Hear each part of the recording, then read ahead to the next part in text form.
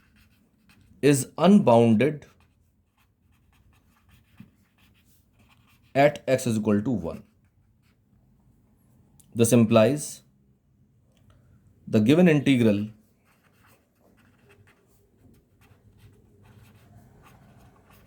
is an improper integral of second kind.